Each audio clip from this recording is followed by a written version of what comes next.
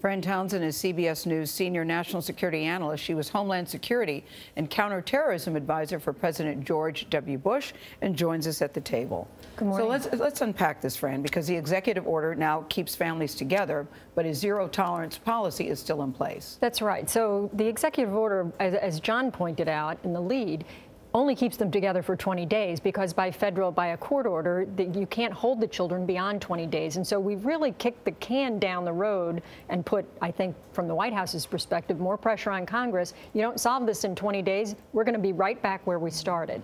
And so I do think that it's not going to, this hasn't solved it. But you're a prosecutor. Would you prosecute all of these cases? Listen, it's clear they're breaking the law, but should it be taken into account why they're breaking the law? Does that matter at all? So, you know, Gayle, mostly the zero tolerance policy is the deterrent. Put aside the family separation, because before, prior administrations did not prosecute all these cases. Look, I was a prosecutor for many years, and you have prosecutorial discretion to allow the prosecutor to say that it would be an injustice if we really prosecuted to the full extent of the law.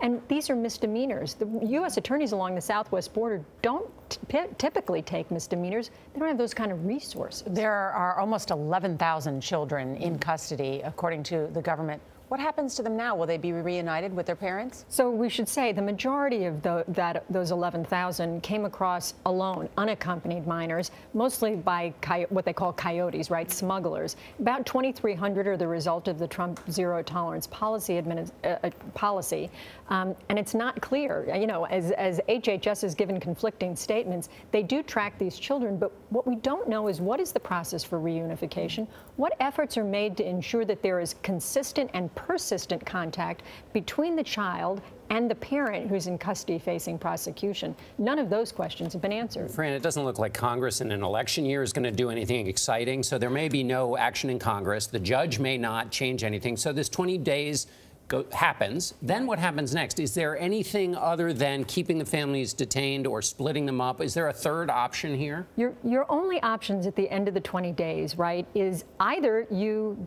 choose to have the zero tolerance policy, in which case we're right back again. You're going to separate these families, the children are going to go, and the parents are going into Department of Justice custody to face prosecution. Or they agreed to immediate deportation, in which case everybody would be sent back. But the president is not going to change. I don't think we ought to think he's going to change his policy. You're either going to prosecute them and separate them, or you're not, and then you're returned to the idea of what the president calls catch and release. You either release them into the United States, which President Trump is not going to do, or you have them agree to immediate deportation. Sounds like, Fran, you'll be back. Yes. To talk more about this. Fran Townsend, thank you so much.